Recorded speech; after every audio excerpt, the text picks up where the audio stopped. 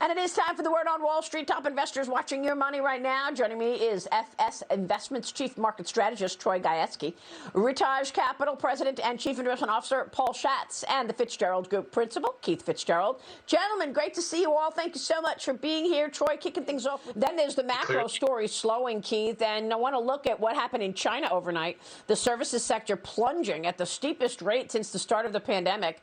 This decline in the services sector coming as new lockdowns across the country have forced millions to stay home, squashing consumer spending. Keith, your take on how this impacts the rest of the world. If China's economy slows down, what do the other industrialized nations feel? Well, that's an interesting question, Maria. Good morning. So there's three things that we got to worry about. Number one, this is not an immediate piece. So the real impact is not just the data today. It's 3-6 months from now because it's going to feed into the supply chain. The immediate blossom is going to be into countries like the Philippines, Vietnam, where you've got a trickle off.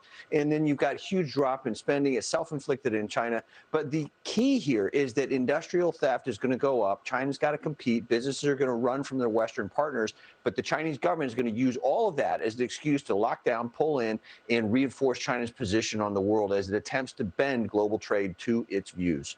Paul Schatz, Keith Fitz-Gerald, great to see you all. Thank you so much for the Word on Wall Street with the Dow Industrials now down at the low. Hi, it's Keith here. Thanks for checking out today's highlight clip. What'd you think? Did I make sense? Is there something you'd like to add? Make sure you leave a comment down below, and of course, click subscribe to keep up right here on YouTube, or sign up for the email newsletter at the link below. You can also find me on Twitter and Instagram for my real-time thoughts on markets, analysis, and a whole lot more.